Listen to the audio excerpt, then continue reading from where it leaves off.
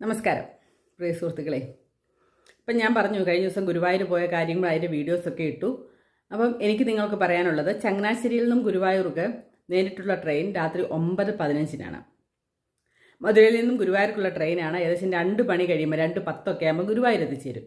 അവിടെ നിന്ന് എപ്പോഴും ഓട്ടോ കിട്ടും. നമ്മൾ നേരത്തെ ബുക്ക് ചെയ്ത ഹോട്ടലുകളിലേക്കൊക്കെ പോകാൻ വേണ്ടിയിട്ട്. ഇനി പാഞ്ചജന്യത്തിലാണെങ്കിൽ ഓർക്കുക, 3 മണി തൊട്ടാണ് അവിടെ ഈ പറഞ്ഞ പോലെ നമുക്ക് കയറാൻ ചെക്ക് ഇൻ ചെയ്യാൻ പറ്റുള്ളൂ.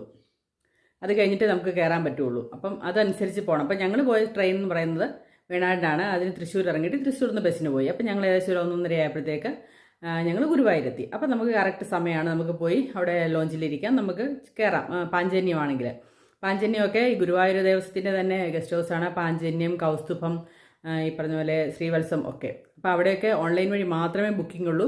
അപ്പോൾ നിങ്ങൾ തിരക്കില്ലാത്ത ദിവസം നോക്കി ബുക്ക് ചെയ്യുകയാണെങ്കിൽ കിട്ടും. അല്ലെങ്കിൽ വലിയ പാടാണ് കിട്ടാൻ. അവിടെ എന്നും റൂം കിട്ടാൻ വലിയ പാടാണ്.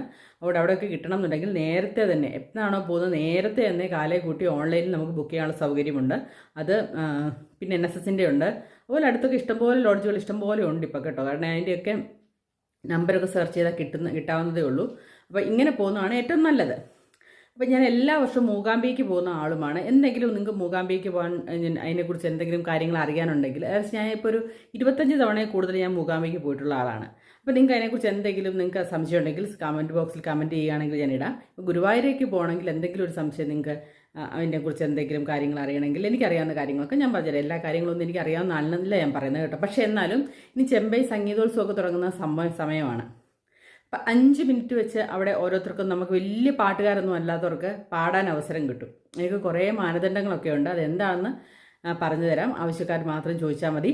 അതേപോലെ തന്നെ മറ്റൊരു കാര്യം എന്ന് പറയുന്നത്, നമുക്കിപ്പോൾ ഡാൻസിനൊക്കെ ഇവിടെ ബുക്ക് ചെയ്യാൻ പറ്റും. അതായത് ഡാൻസ് പ്രോഗ്രാമൊക്കെ നടത്താൻ വേണ്ടിയിട്ട് ബുക്ക് ചെയ്യാൻ പറ്റും.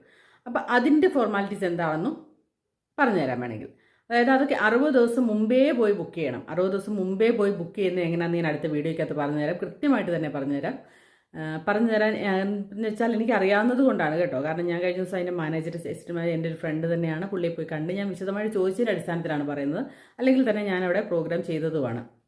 ഞങ്ങളുടെ ഡാൻസ് ടീച്ചറിൻ്റെ നേതൃത്വത്തിൽ ഞങ്ങൾ കുറച്ച് പേര് അവിടെ അരങ്ങേറ്റമല്ല, അല്ലാതെ ഞങ്ങൾക്കൊരു പ്രോഗ്രാം ചെയ്യണം തോന്നി ഞാൻ ചെയ്തതുമാണ്.